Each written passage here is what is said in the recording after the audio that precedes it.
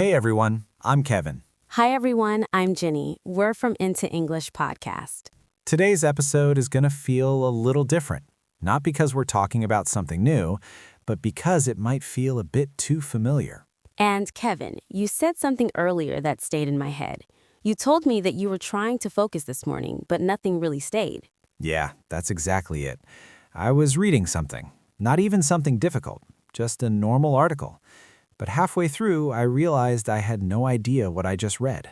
So I went back, started again, and the same thing happened. That sounds frustrating. It is. And it's not just reading. Sometimes I'm listening to someone talk and I can hear every word clearly, but when they finish, it's like nothing really landed. I remember the sound, but not the meaning. That's actually more common than people think. That's the strange part. If it happened once, I would ignore it. But it keeps happening. And I don't feel lazy. I don't feel distracted in the obvious way.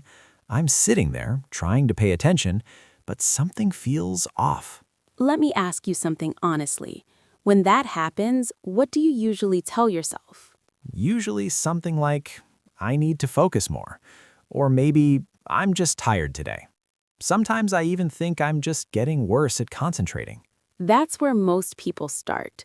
They assume the problem is inside them, that they're not trying hard enough, not disciplined enough, not focused enough. Yeah, that's exactly how it feels.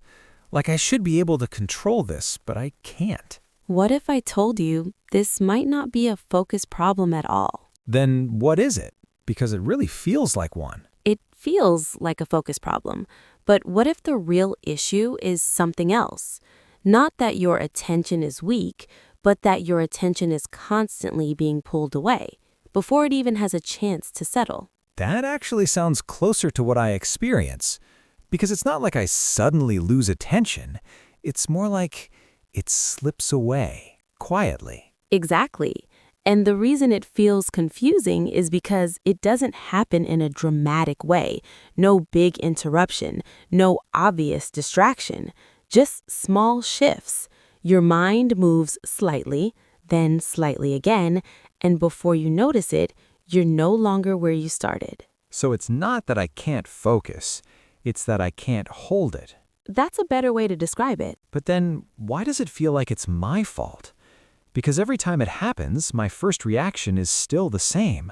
I should be better than this. Because that's the easiest explanation. If something doesn't work, we assume we're the problem. It feels simple. It feels direct. But simple explanations are not always accurate ones. So you're saying this might not just be about me? Not just you. In fact, if you start paying attention, you'll notice something interesting.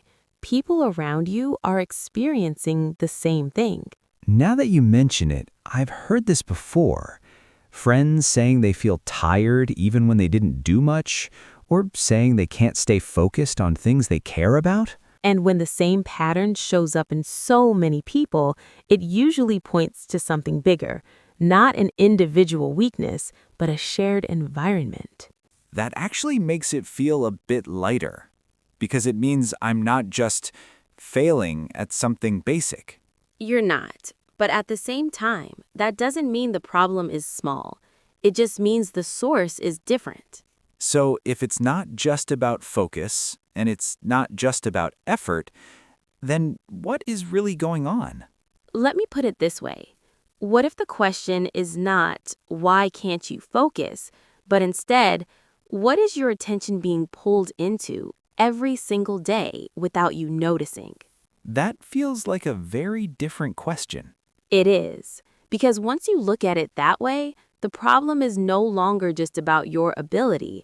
It becomes about your environment, your habits, and the constant signals around you. And I guess most of those signals don't feel important at the time. They rarely do. That's what makes them effective. They don't demand your attention, they slowly take it, a little at a time. So by the time I notice something is wrong, it's already been happening for a while. Exactly.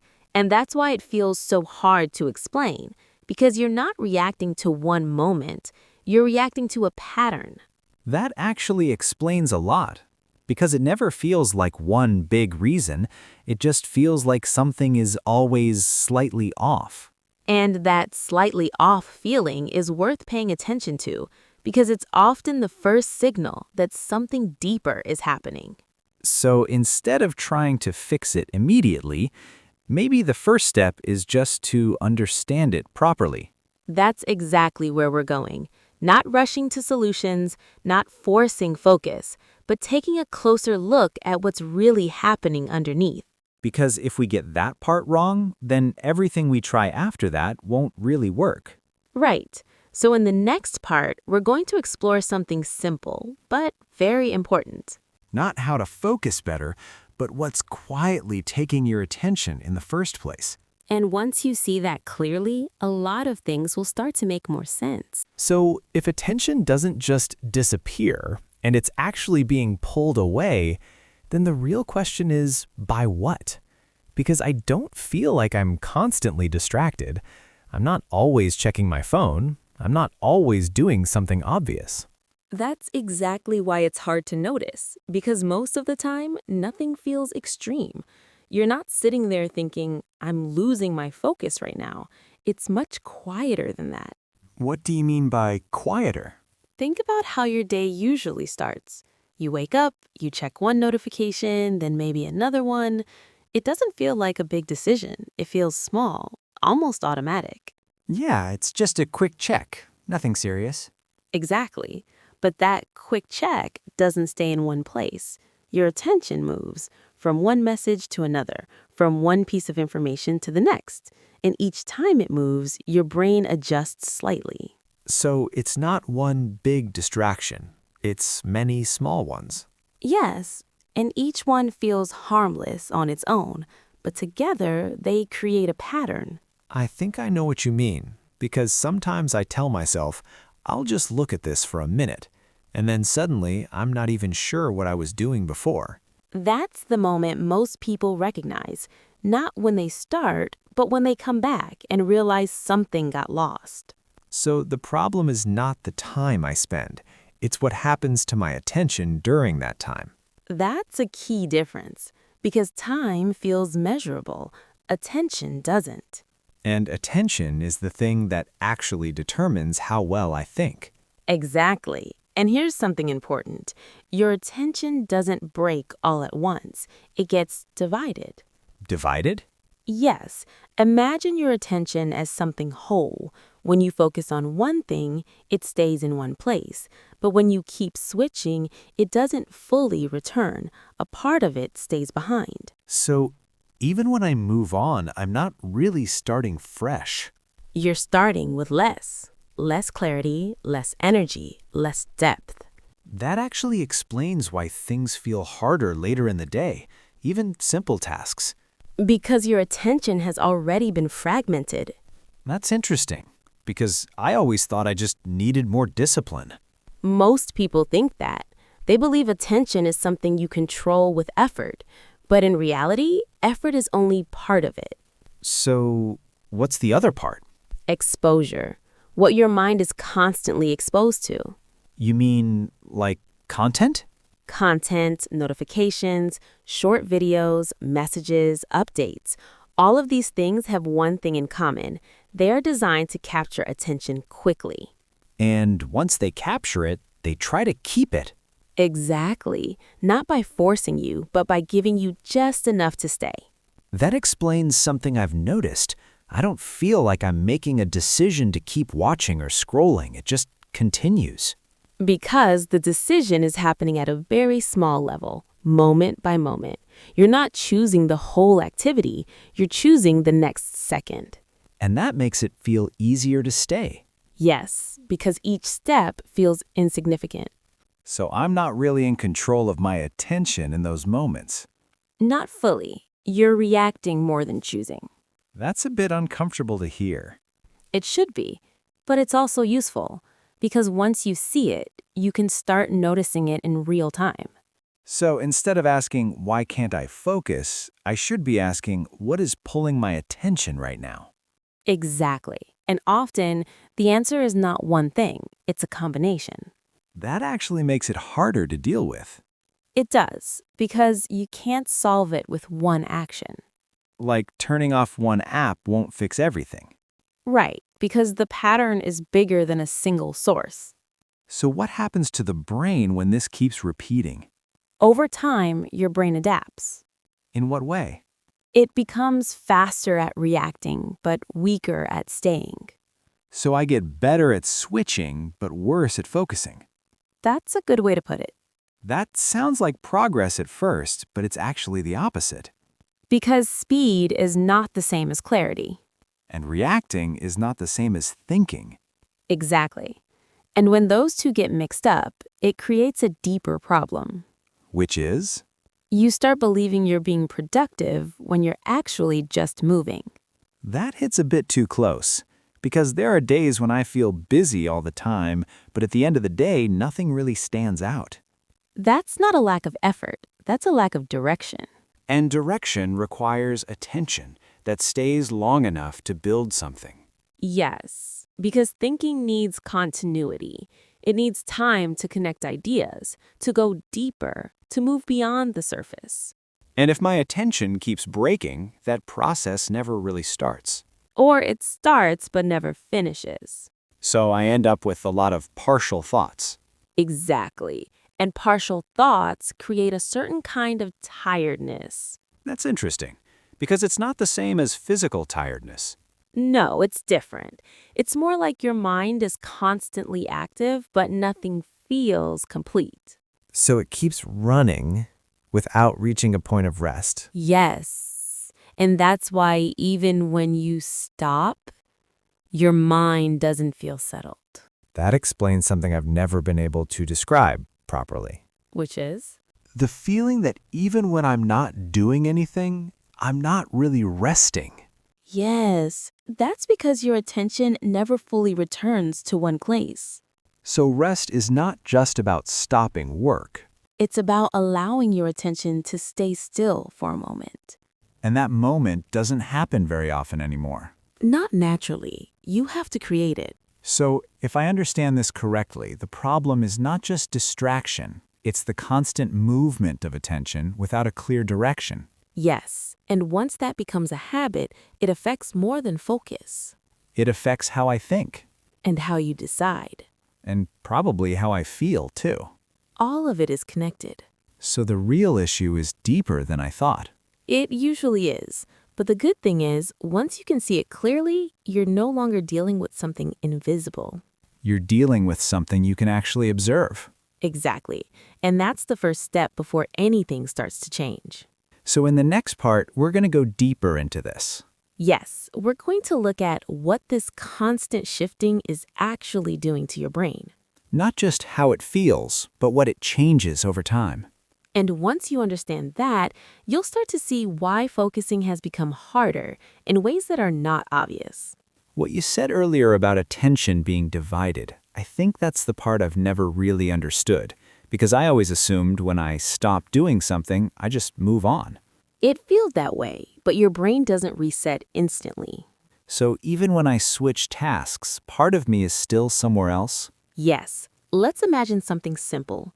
You're writing a message, then you pause to check something quickly, then you come back. From the outside, it looks like a small interruption, but internally, your brain has to stop one process, hold it in place, shift to another, and then try to return.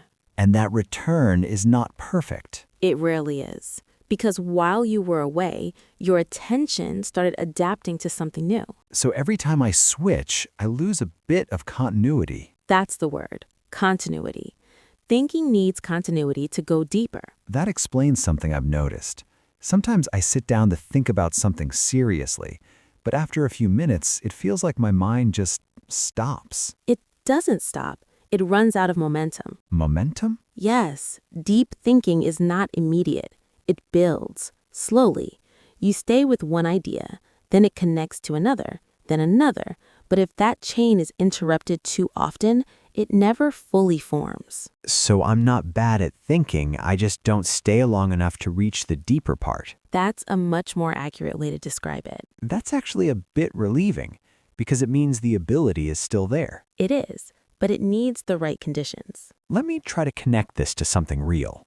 There are days when I feel like I've been busy from morning to evening.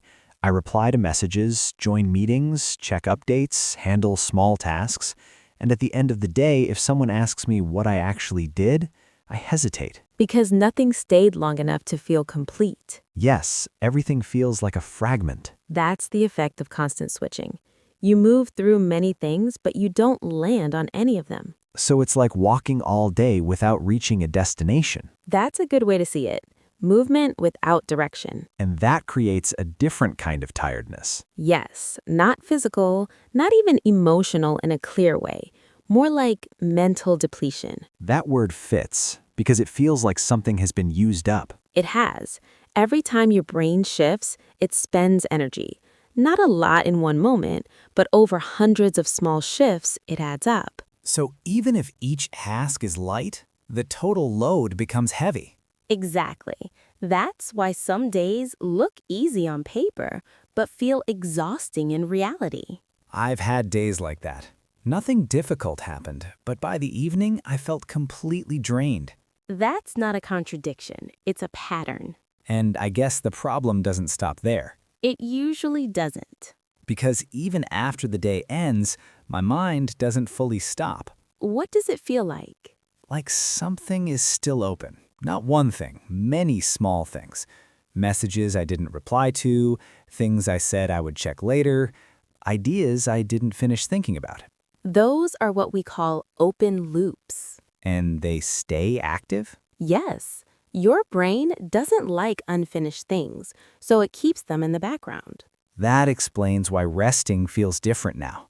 Even when I'm not doing anything, there's still a sense of pressure. Because your mind is still holding on to multiple unfinished threads. So I'm not really resting. You're pausing your actions, but not your attention. That's a big difference. It is. Real rest happens when your attention has somewhere to settle.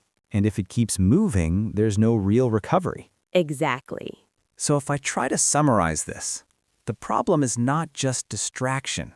It's that my attention keeps getting pulled, split, and never fully returns. That's a clear way to put it. And over time, that affects how I think, how I feel, and how much energy I have. Yes. And most people only notice the surface. They feel tired, they feel unfocused, but they don't see the structure underneath. And without seeing that structure, they try to fix the wrong thing. Usually by trying harder. Which makes it worse. Because effort alone can't fix a broken pattern. So in the next part, we're going to look at that pattern more clearly. Yes, not just what's happening, but what it's slowly changing over time. Because if we don't understand that, we'll keep solving the wrong problem. So far, what we've talked about explains a lot. Why focus feels harder. Why even simple things take more effort. Why I feel tired without a clear reason. But I have a feeling this is not just about attention. You're right. Attention is only the surface. What it affects goes much deeper. Deeper in what way? Think about what attention really does. It decides what you stay with, what you think about, what you understand. So if attention changes, thinking changes too. Exactly. And that shift is usually very quiet. You don't suddenly notice that your thinking has become different. It happens gradually. Can you give an example? Sure. Let's say you're trying to understand something complex. At the beginning, it feels unclear. You need time to sit with it, to go back and forth, to question it, to connect different ideas. That's how real understanding happens. Yes, but now imagine your attention doesn't stay long enough. You read a bit, then your mind moves, then you come back, then it moves again. So the process keeps breaking. And because it keeps breaking, you never reach the deeper layer. So instead of understanding, I just recognize things on the surface. That's the difference. You become familiar with information, but you don't truly process it. That actually explains something I've been feeling for a while. What is it?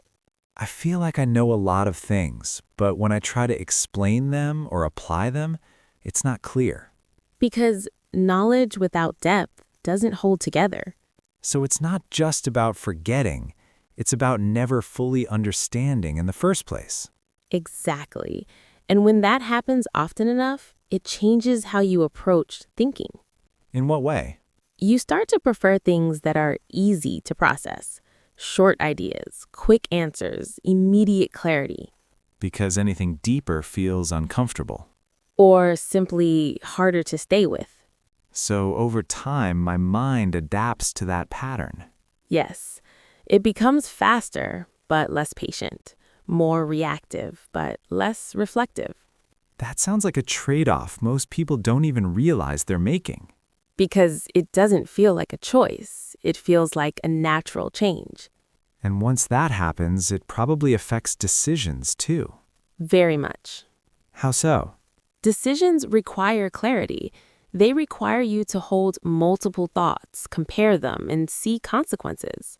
Which requires stable attention. Exactly. But when attention becomes unstable, decisions become quicker, but less grounded. So I might decide faster, but not necessarily better. Yes, and over time, that creates a certain kind of life pattern. You mean reacting more than choosing? That's a good way to describe it. That feels a bit uncomfortable to admit. It should. But it's also important to see clearly, because without that awareness, nothing really changes. So if attention affects thinking and thinking affects decisions, then this goes much further than I thought. It does. It affects how you understand the world, how you respond to situations, even how you see yourself. That last part is interesting. How does it affect how I see myself? When things feel harder, when focus feels unstable, when thinking feels shallow, people often blame themselves. So they think, I'm not good at this, or I'm just not disciplined enough. Yes, and that belief slowly becomes part of their identity. Even though the root cause is not entirely internal. Exactly. That's why this matters, because it's not just about productivity, it's about how you interpret your own experience. So if I don't understand what's happening, I might misjudge myself. And carry that judgment for a long time.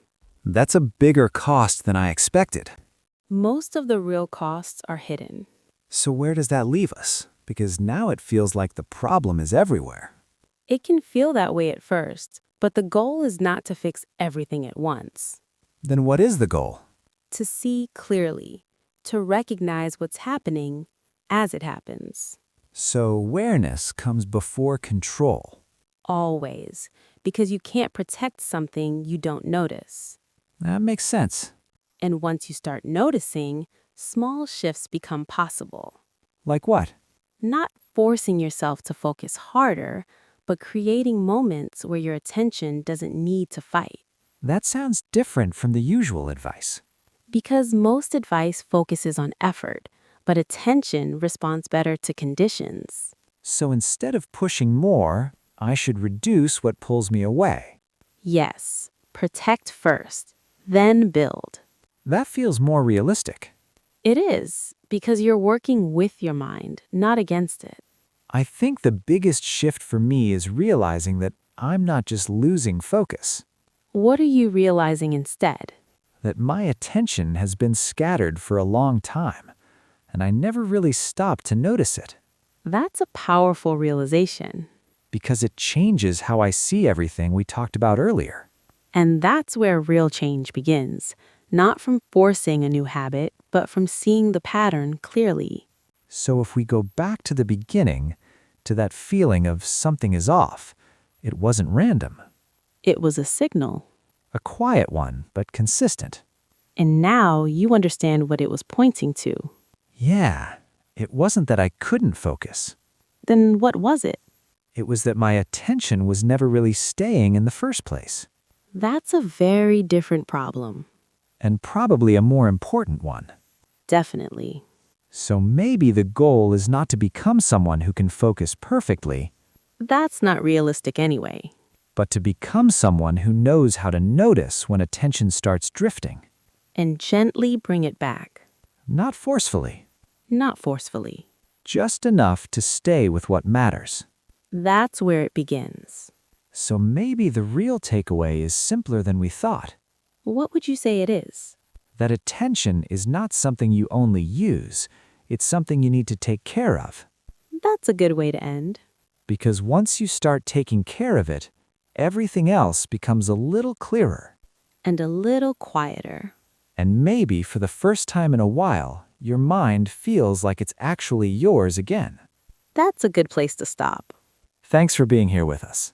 We'll see you in the next episode.